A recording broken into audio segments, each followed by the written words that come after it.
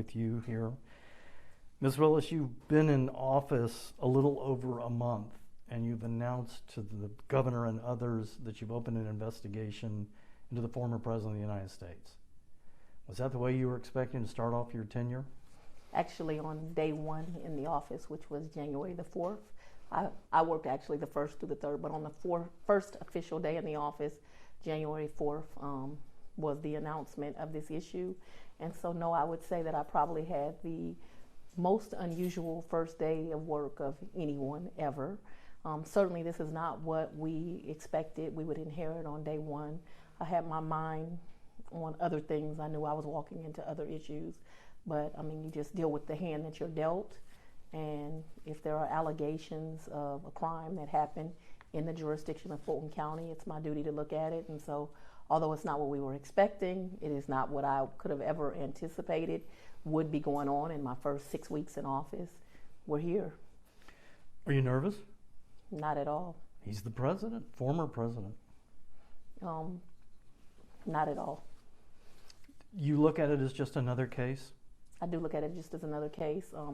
You and I have talked before, and I made a commitment to the citizens of Fulton County, and that commitment was that I would treat everyone fairly and that we would be serious prosecutors in this office. We would do proper investigations. We would not charge anyone before a proper investigation was done, but where it was appropriate, we would bring charges. You probably know this, what maybe some of your viewers don't, is I did not even allow any case in this jurisdiction to go to grand jury January and February. That was because I did not believe the cases had been investigated. And so I am not going to bring an indictment on any citizen without an investigation. And so there's no way on January the 4th we could have done a proper investigation. But I will give anyone that we're looking at the same courtesy, which is that we will look at them thoroughly and their conduct. We're going to look at the laws, we're going to look at the facts, and we're going to make a decision. You said in your letter this is high priority. Why? I think I tell people, and it may sound idealistic, but I believe it to be true. I think that government has three responsibilities. The first responsibility is the one that I've taken on every day. The first thing that I think a free society should do is to keep us safe. And so that's why the law enforcement community should be respected, and it's so important.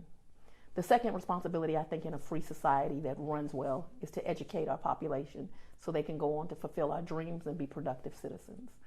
The third is in a free society, in a democratic society, we need to have elections. And elections have to be run in a way that the community has confidence in them. We're at a point where the issue 1 and 3 have intersected.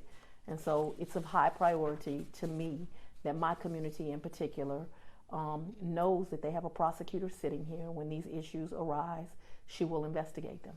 You plan on issuing grand jury subpoenas? Well, that's the way a proper investigation is done. And so, yes, we will issue grand jury subpoenas. What would you know, subpoena? As a prosecutor, you can be kind and you can ask people to give you things, but they're not compelled to do it unless you issue a subpoena. And so that's the way we will operate. Can you tell us what you would plan on subpoenaing? I just would never get into that. That goes into the investigation, and I think that's improper. Can you talk at all about the range of charges that are possible in this case that you spelled out in your letter?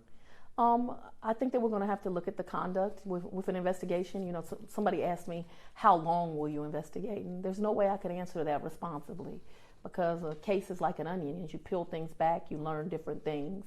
And so we will investigate when we do witness interviews, and those witness interviews reveal that there might be a document we should look at, or an email that we should look at, or a call log that we should look at. Certainly we will subpoena those normal things in an investigation. But as I stated, we will treat this case like any other case. You know, some investigations you do and no charges are brought, because that is the right answer. Some investigations you do and it's only appropriate to bring charges. That's the way we'll treat this case.